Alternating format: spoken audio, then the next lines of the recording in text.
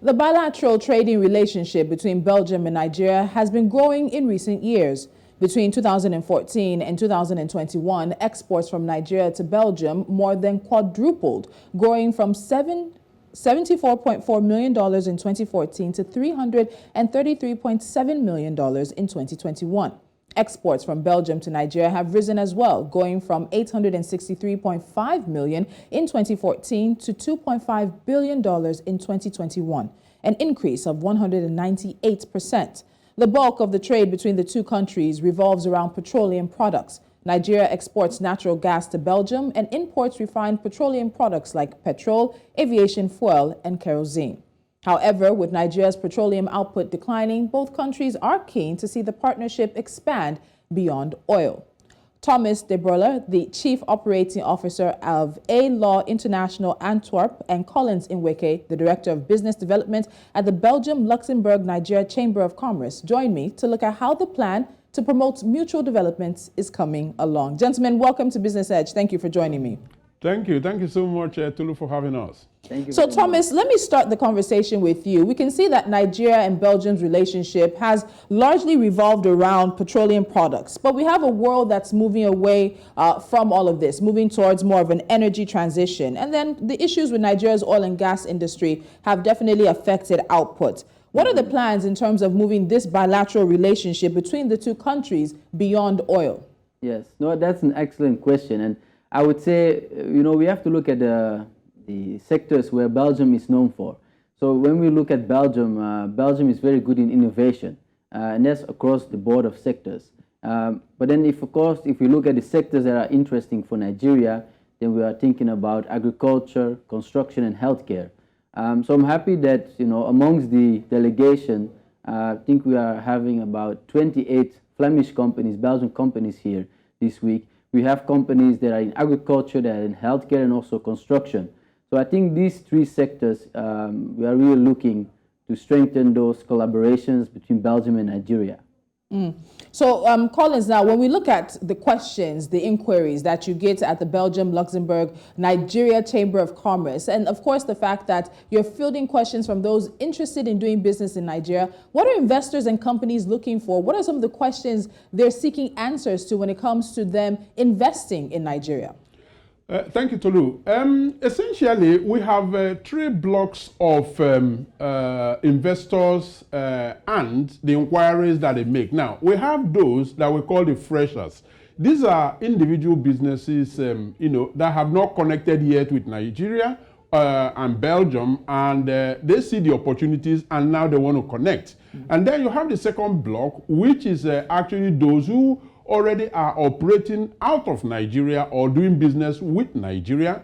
But of course, they have some sort of growth strategy that they can't afford to let fail because they see the opportunities there. They are very bright. So what they are seeking is actually expert information, people to lead them, on the path to achieving their growth strategy. And then thirdly, the last block are people who had been in Nigeria, operated, had some bad experiences, actually hung up on Nigeria, just left because of, what they experienced. However, they keep, seeing the figures coming out of Nigeria. I mean, we are talking of, increase in activities of nearly 200%. That is huge.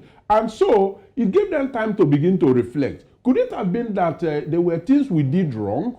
And if so, we want to come back, but we want to do that in a measured way. And so, they are coming to us to seek advice and, legal, ramifications and all of that. And that's why we have partners like A-Law that Thomas had talked about earlier, that then provide those, guidance towards the regulations, towards the strategies, and so on and so forth.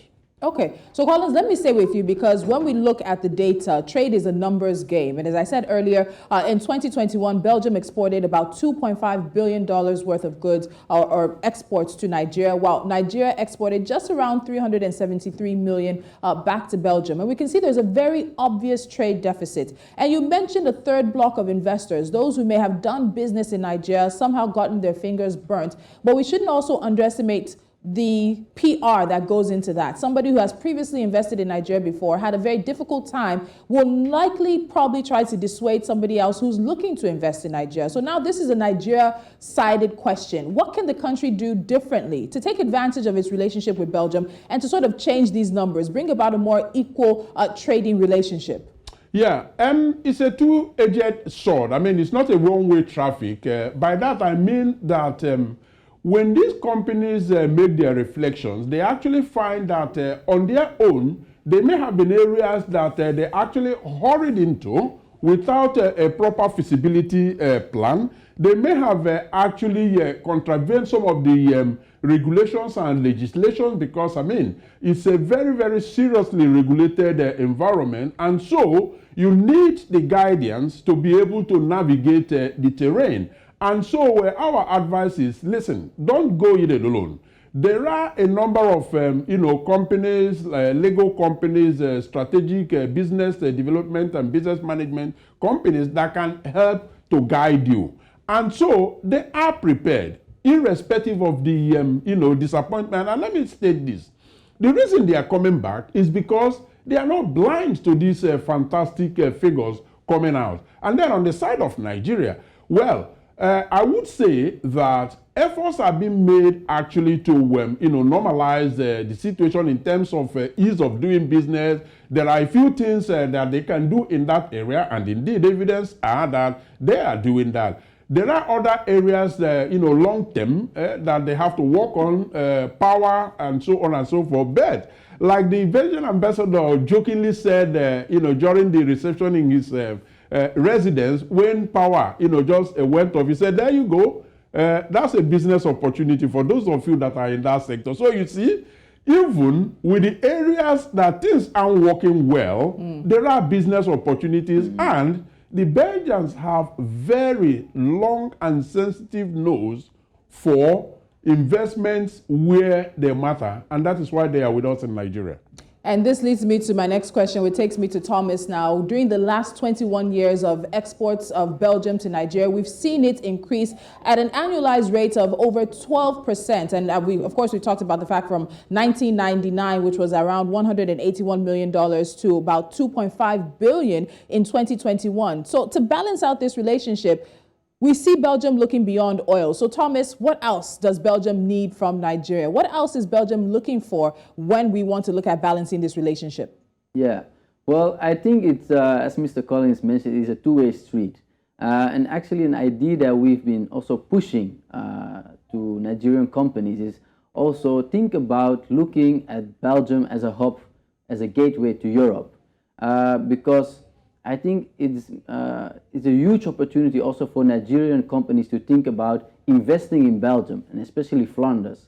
Having a company there, expanding into Europe, being able to do business directly with companies in Belgium, because as Mr. Collins said, we have to be frank about the issues that are faced with businesses. We have the issues of the foreign currency, we have the issues of payments being made from Belgium to Nigeria being bounced back by the banks, and the other way around too.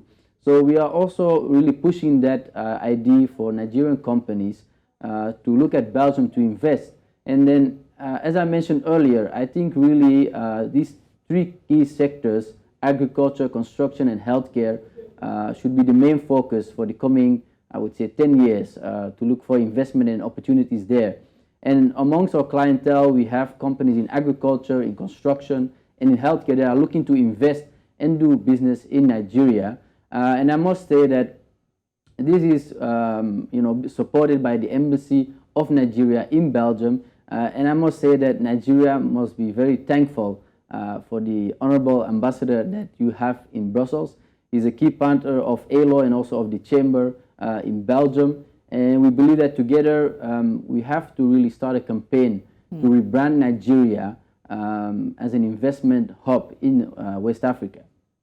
All right, so gentlemen, before I let you go, we know that the trade mission to Nigeria wraps up today. Some 30 countries are part of this particular mission. And I know many of us would be interested to know if there are new deals and partnerships that have been struck. When will we really see the tangible results of this mission? Thomas, let me start with you. So the mission is wrapping up today. What do we think comes next? Yes, I know that that's a great question. And that's, of course, what everybody is hoping to hear. So from our side, we are very grateful and honored that we signed actually an MOU with the Abuja Chamber of Commerce. And this was during the reception at the Belgian ambassador in Abuja. So we are looking to be working very closely together with the Abuja Chamber of Commerce, and that is in promoting trade and investment, but also in dispute resolution. Mr. Collins mentioned it already briefly. I think when companies are looking to invest in Nigeria, they have to do it the right way. But also they have to think about, if there's an issue, where will I go? It's always better to look for a dispute resolution center than go directly to court. So in doing that, we hope to get more confidence from our clients, from our network, to look at Nigeria as a safe destination to invest. All right, so fantastic. from our side, that's a great achievement. All right, Collins, as well from you, looking at some of the conversations and the deals, the handshakes that's been made in the past few days, where do we go from here? Where we go from here is the realization that, yes, oil is being de-emphasized, but we are just not done yet with oil. So there are still businesses, that are going to be active in that sector, making their kills. So while we transit from oil to non-oil sector, and we have seen the figures coming out of a non-oil sector that has actually helped to beef up the GDP to over 6%, people are engaging essentially in food, beverages, pharmaceuticals, and then the allied sectors around it, technology, which is what Belgium is known for, intellectual capital. Yes, it's one of the areas as well. And so construction is part of the allied industry to food, beverages, and pharmaceuticals. So we have all of these sectors represented in the mission, and some deals are already signed, others are coming. And one very important thing that we are doing is that on the 13th to the 15th of June 2023, there is going to be what you can call a return match, because we are hosting a business forum in Belgium and Luxembourg, where Nigerian businesses will have the opportunity to come out there and interact with investors as well. And finally, following the trend, following the figures that you have dished out earlier, we felt that our boots on the ground as Belgium, Luxembourg, Nigeria Chamber of Commerce is very important. And so one of the key MOUs that was signed during this mission is, that the establishment of BLNCC, Belgium, Luxembourg, Nigeria Chamber of Commerce, right here in Nigeria. And members are already being actively recruited, so that they have people here to answer directly, respond immediately to their inquiries, while the headquarters is operated from Brussels. All right, so there seems to be a lot of activity. I know many people will be watching to see what the end result is, whether the away match gets a 0-0 score. At the end of the day, everyone comes out winners, tying some kind of score at that. Thomas and Collins, thank you so much for joining me on Business Edge. Thank Thank you. And it is a conversation we're having because at the end of the day, investments, particularly for a country such as Nigeria, which has depended on oil revenue for a long time, means that there must be deliberate and intentional moves away from oil. And when you have a country such as Belgium coming to the fore and coming to meet business operators here in the country, it tells you that there are some interesting times ahead.